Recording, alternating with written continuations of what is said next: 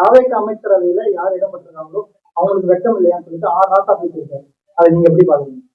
இல்லை, மரியாதைக்குரிய அண்ணன் ஆராசா அவர்கள் சமீப காலமாக மனப்பிறழ்வு நோயால் பாதிக்கப்பட்டிருக்கிறார் என்று தெரியவில்லை.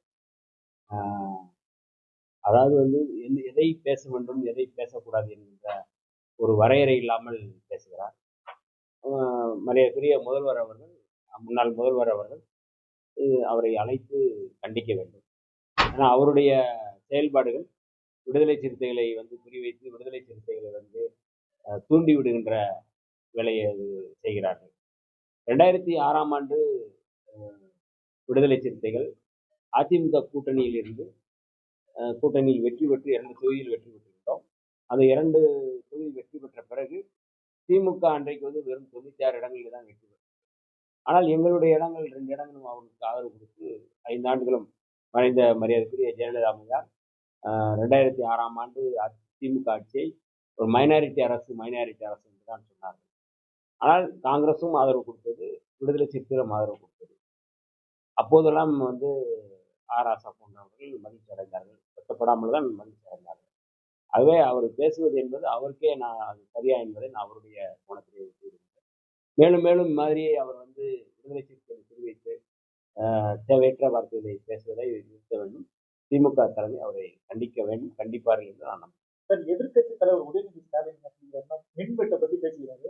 அதே போல விடுதலை சிறுத்தை அலுவலகத்திலையும் வந்து மின்வெட்டு இருக்குது அப்படின்னு சொல்லியிருக்காரு. தொடர்ந்து மின்வெட்டு.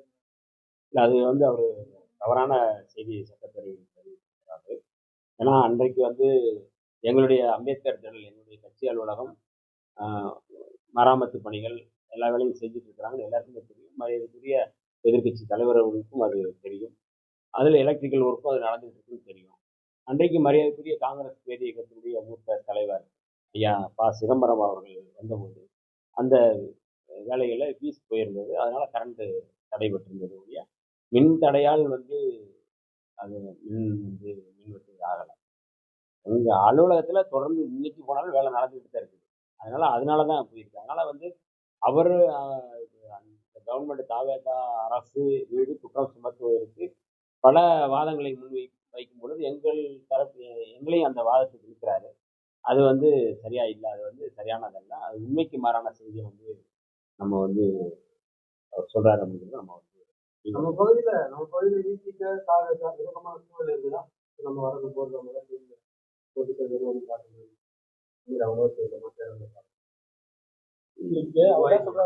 இணக்கமா இல்லைன்ற மாதிரி சொல்றாரு. இணக்கமா இல்லைன்ற மாதிரி எங்களோட இணக்கமா இருக்கிறாங்க. எங்களோட இணக்கமா இருக்கிறதா நாங்க பேச முடியும். மற்றவர்களோட இணக்கமா இருக்கிறது விடுதலை சிறுத்தைகளோடு திண்டிவனம் இணக்கமா இருக்கிறாங்க. இப்ப கூட நான் வந்து நகராட்சி அலுவலகத்துக்கு வரும்போது திண்டிவனத்தினுடைய சேர்மனாக வந்து சாதி அதுதான் எங்களோடு மட்டும் எங்களுக்கான உறவு இருக்குது. அது அவங்களோட உறவு தான் எனக்கு வேலை. திமுகவுக்கும் தாவேக்கான உறவு தமிழக வெற்றிகளுக்கும் உள்ள அது எல்லாருமே நல்ல உறவு இருக்குது. அதுல எந்த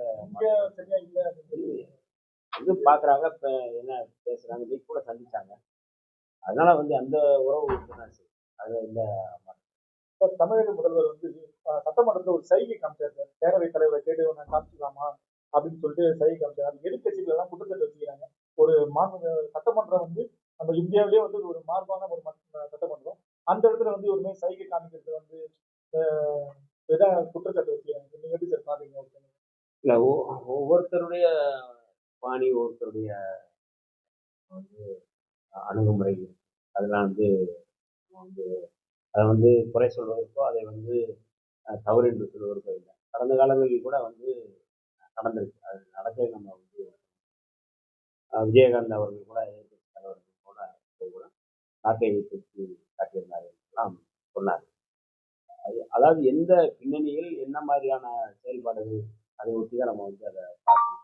அதனால இது குறித்து தவறு என்று நம்ம வந்து சார், இப்ப மாணவிகள்லாம் கூட்டியல் பாலியல் நடைபெறுவதற்கு என்ன மாதிரியான நடவடிக்கை எடுத்துருக்காங்க? கூட்டு பாலியல் நடைபெறுவது தொடர்ந்து அரசு இது வந்து என்ன நடத்துல போகிறது, என்ன நடவடிக்கை எடுக்கிறாங்க? சட்டசபையிலேயே வந்து அது குறித்து கேள்வி எழுப்பப்பட்டது. அதுக்கு வந்து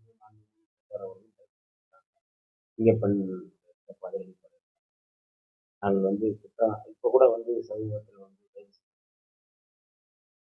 அதனால சட்டப்பேரவையில் வந்து எதிர்கட்சி தலைவர் வைத்த குற்றச்சாட்டுகள் என்னென்ன செஞ்சிருக்கோம் அப்படிங்கிற இதையும் வந்து அவர் வந்து சொல்லியிருக்கிறார்.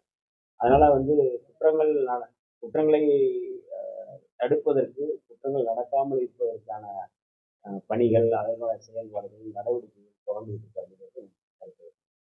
சார் திண்டிவனம் தினகர் ஒண்ணு பகுதியில் சார் ஒரு பாலம் வந்து 1,30,00,000 செலவுல கட்டிக்கிறாங்க சார். முறையற்ற முறையில கட்டிக்கிறாங்கன்னு சொல்லி ஒரு குற்றச்சாட்டு வந்துச்சு.